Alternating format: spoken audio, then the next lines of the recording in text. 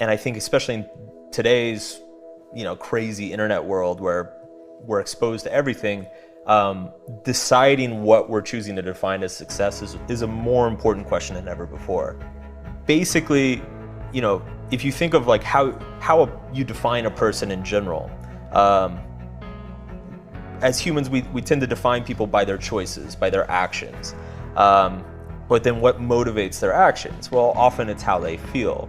And then what motivates how they feel about certain things, and it's their perception of what's valuable and what's not. And so that's kind of how I drilled down to this idea that essentially what we are is just an aggregation of what we choose to value in this world. If I value money more than anything else, that will come to define me through my actions, my behaviors, what I invest my time and attention into. If I value family, that will define who I am, because everything else will flow from that. Like let's say I'm just really superficial and I value money more than anything. Like I've got like a fleet of yachts and it's all I care about, and then something happens in my life and I realize that that's pretty superficial. I should like grow up a bit and, value something else. And it's not as simple as just deciding. Like we've all had that experience in our lives where we wish we cared about something that we don't, or vice versa. We wish we didn't care about something that we do, and you can't just stop. And so the process that I describe in the book is that essentially before you can commit to a new value, you kind of have to like try them on. Like it's like going to a store and trying on a bunch of pairs of clothes. And the way you try on a new value is you need to sit down and visualize, and you can even write it out if you want. But it's like, let's say all I care about is my fleet of boats, and I want to try on a new value, like charity or something. I have to sit down and start asking myself, what would it mean for my life? What would it mean for me as a person if I didn't value those boats anymore? And that's a very hard question. It messes us up because we realize that a lot of our relationships would probably fall apart. A lot of our business commitments would probably fall apart. A lot of our understanding of ourselves would be shaken up or questioned.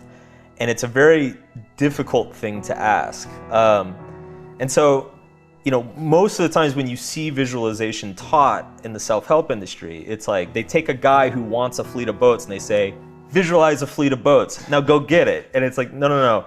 What you need to do is take a guy who wants a fleet of boats and say, visualize not wanting a fleet of boats. What would that say about you? Who would you be if that thing you always desired was not your desire anymore?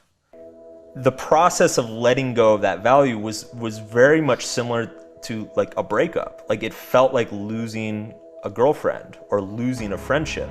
Like this thing that gave all this meaning and emotion to my life was now unavailable to me.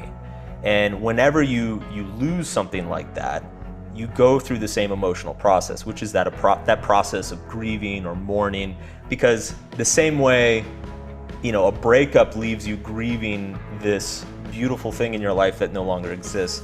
When you lose an important value or an important part of yourself, you also grieve this beautiful thing that defined your life and no longer defines it. If you're not improving yourself for the right reasons, you could be damaging yourself.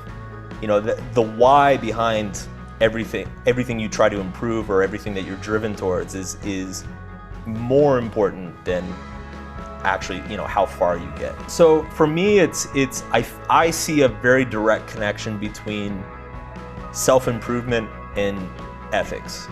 I think if you dig deep enough into these questions of what growth means or what improvement means, you inevitably run into what is better, period. What is better or worse, period. What makes a better life? What makes humanity better? Well, the classic thing is always like, write down a list of goals or whatever. I would go past that. I'd say, write down your goals and then ask yourself, why do I want each of these goals? What would it mean in my life if I accomplish these goals? Similarly, a common exercise is like write down things you're grateful for. Ask yourself, why are you grateful for them? What would happen to your life if you didn't have them? I mean, that's the crazy thing, is that a lot of times the things we're most grateful for are actually the things that we're all fucked up about.